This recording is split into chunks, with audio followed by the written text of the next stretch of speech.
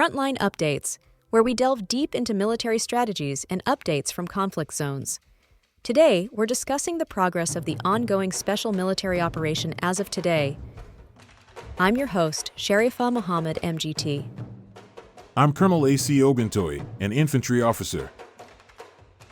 The Russian campaign demonstrates multi-vector operational pressure on Ukrainian forces, with territorial gains across 5 active axes. The attrition rate among Ukrainian combat brigades, including elite airborne, ranger, and marine units, indicates strategic exhaustion. The use of coordinated UAV and missile swarms reflects Russia's evolving strike doctrine blending precision and saturation.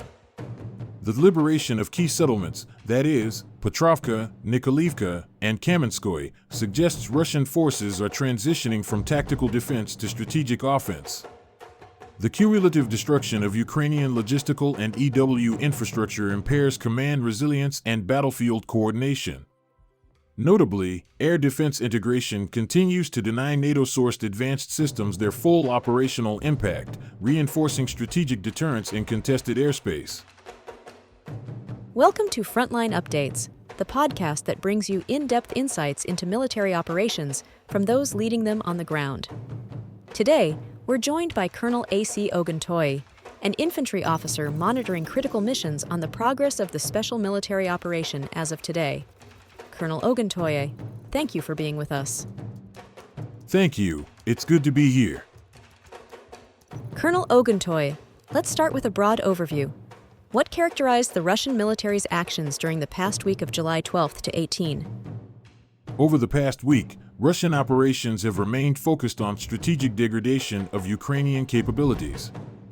We witnessed 5 coordinated group strikes, executed via air-launched precision weapons and attack UAVs. These weren't isolated attacks, they were synchronized efforts targeting Ukraine's defense ecosystem, weapon assembly sites, UAV hubs, fuel and ammunition depots, military-industrial facilities, and even foreign mercenary deployment points. Operationally, it's clear this campaign aimed to not only cripple Ukraine's logistics and sustainment chains, but also disrupt recruitment and force regeneration. What's critical here is that these strikes weren't just about damage, they're part of a larger maneuver strategy: isolate, attrit, then advance. Let's zoom in on the ground. Can you walk us through what happened region by region, starting with the northern axis? Yes.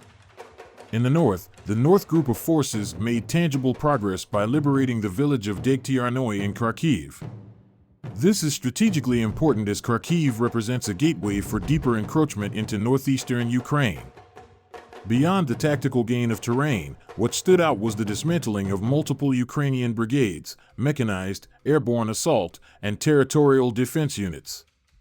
Russian forces pressed deeper into the Sumy region, continuing a doctrine of phased penetration.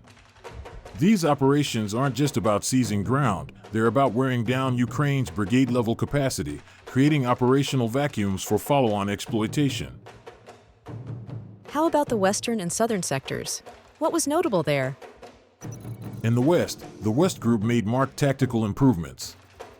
Not only did they neutralize elements of 4 mechanized brigades and several assault brigades, but they also took out high-value Western equipment, specifically U.S.-supplied HMMWVs and M113s. This shows that supply lines from NATO are still active, but increasingly vulnerable. And the southern group of forces? Meanwhile, in the south, southern group units continued pushing into the Donetsk People's Republic, liberating the settlement of Petrovka. This represents layered tactical depth, clearing enemy resistance while also disrupting Ukrainian mountain assault and airmobile formations. What's particularly notable here is the combined arms application: infantry, armored units, and EW platforms working in tandem to dismantle organized resistance and destroy logistics nodes. What about the central and eastern groups? I understand those areas saw significant activity. Yes. The center group executed one of the week's most impactful series of operations. They liberated Nikolaevka, Mayak, and Popov Yar, penetrating both Donetsk and Dnipropetrovsk sectors. This involved heavy engagements with multiple elite Ukrainian brigades, including Marines and airborne troops. The result? Nearly 3,000 Ukrainian servicemen neutralized and considerable losses in vehicles and artillery. And the East Group of forces? In the East Group drove further into Ukrainian defenses, liberating 4 settlements including Karla Marksa and Malinovka. These are not just symbolic gains. Each of these settlements provides positional leverage for deeper offensives into Donetsk and Zaporizhia oblasts. And finally, what can you tell us about the DNEPR Group's progress? The Dnipro Group of forces captured Kamenskoye in Zaporizhia. It's a small settlement but offers tactical access to inland logistics routes. They dismantled 5 Ukrainian brigades here, ranging from coastal defense to mountain assault. More importantly, they destroyed over 50 electronic warfare stations, a massive blow to Ukraine's SIGINT and C2, command and control, capabilities in that region. We saw a very large number of air threats intercepted this week. What does that tell us about the air defense environment? That's a crucial observation.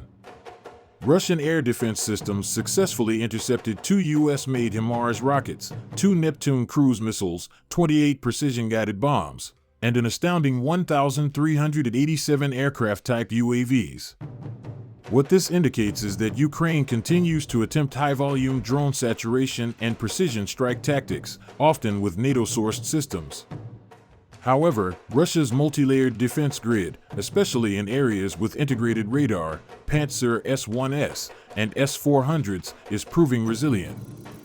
That level of interception also indicates the extent to which Ukraine is prioritizing aerial disruption. However, its effect appears to be diminishing. Let's end with a strategic question. What do these developments suggest about the direction of the conflict in the coming weeks? We're witnessing a transition from attritional defense to synchronized offensive maneuver. The cumulative effect of degraded logistics, dismantled brigades, and liberated settlements is creating operational asymmetry. Ukrainian forces are being forced into reactive postures across multiple fronts simultaneously. Strategically, this may foreshadow a broader Russian objective, encircle key regions like Donetsk and Dnipropetrovsk, while paralyzing Ukrainian replenishment and morale. The destruction of command infrastructure, EW systems, and foreign supplied vehicles supports this thesis. We'll likely see escalated efforts to exploit these breakthroughs before NATO resupply windows can recalibrate the defense. Colonel, thank you for providing such a detailed briefing on the current military situation. Your insights are invaluable to our understanding of the conflict's dynamics. And thank you to our listeners for tuning in. Join us next time as we continue to provide up-to-date coverage on global military affairs. Stay with us for more updates and expert analyses on global defense and security issues. Stay informed, stay secure. Thank you for the opportunity.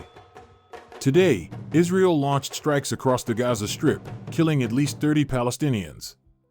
One attack hit tents in Al-Mawasi, a designated safe zone in southern Gaza, killing at least 5 people, including infants. Gaza's health ministry reports increasing numbers of starving Palestinians seeking medical care, accusing Israel of using starvation as a weapon. Earlier this week, Israel conducted airstrikes on Soweto and Damascus, targeting the defense ministry and areas near the presidential palace. Lebanese officials are concerned about Israel's unilateral strikes without coordination with the Ceasefire Monitoring Committee and may suspend cooperation. This has been Frontline Updates. Subscribe for daily military briefings and in-depth strategic analysis.